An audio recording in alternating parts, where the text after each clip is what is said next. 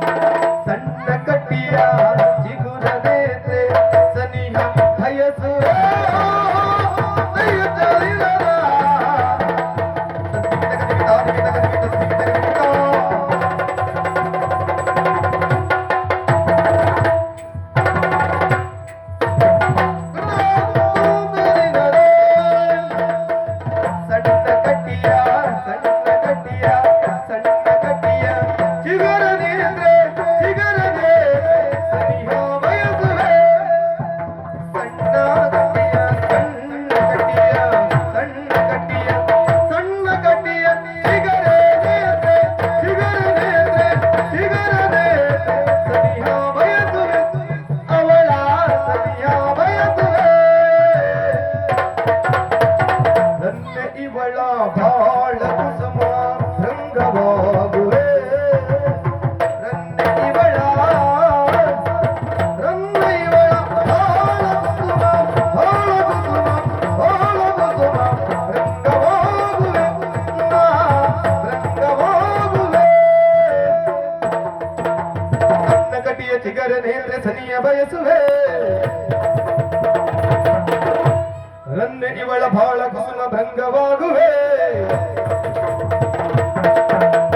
ನನ್ನ ಇವಳ ಬಾಳ ಕುಸುಮ ನನ್ನ ಇವಳ ಬಾಳ ಕುಸುಮ ಭಂಗವಾಗುವೆ ಗೆಳೆಯ ಭಂಗವಾಗುವೆ ನಾ ಭಂಗವಾಗುವೆ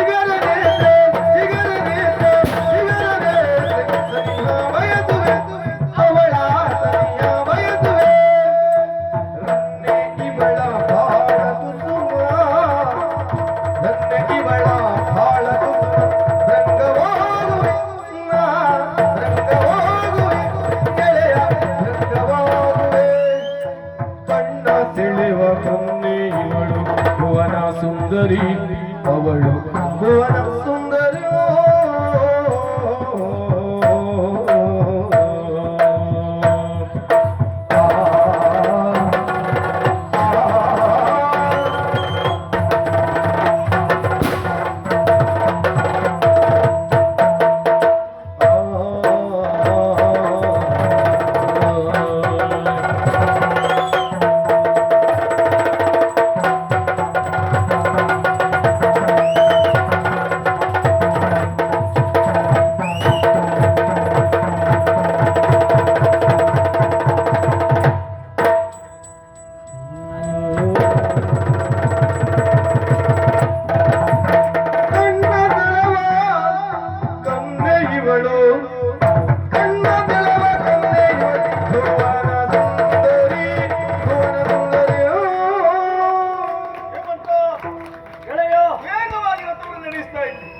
ಆದ್ರೆ ಗಡಿಪಾಂತಕ್ಕೆ ಬಂದಾಗ ಒಮ್ಮಿಂದ ತಡೆದು ನಿಲ್ಲಿಸಿದೆಯಲ್ಲ. ಮಾತ್ರವಲ್ಲ ನಿನ್ನ ಗಮನ ಬೆಳೆದು ಬೇರೆ ಕಡೆ ಉಂಟು. ಯಾಕೆ ನಿಲ್ಲಿಸಿದೆ? ಏನಾಯ್ತು ಮಿತ್ರ? ಅಲ್ಲಿ ನೋಡು ಗಡಿ ಪ್ರಾಂತ್ಯದಲ್ಲಿ ಕಣ್ಣ ಸೆಳೆವ ಕನ್ನೆಯನ್ನ ಕಂಡೇನು ಕಂಡೆ. ಜಗತ್ತಿನ ಸೌಂದರ್ಯದ ರಸ ರಾಶಿಯಲ್ಲಿ ಬೀರಿದರಳಿದ ಹೂವಿನ ಹಾಗಿದ್ದಾಳೆ. ಹೌದು.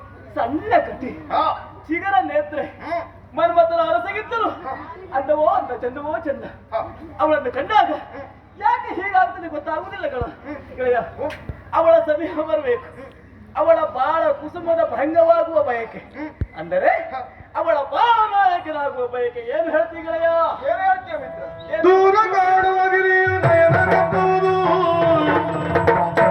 ದೂರ ಕಾಣುವ ಗಿರಿಯು ನಯನ ಕಪ್ಪುವುದು, ದಾರಿ ತಗದಲಿಯು ಕೈಗೊಳ್ಳು ನಾರಿಯ ಬಯಕೆಯು ದುರ್ಪಾಟ್ಯದ ಕ್ಲೇಶ ಹೊರದೈ ತಿಳಿದೈ ಮೊದಲು.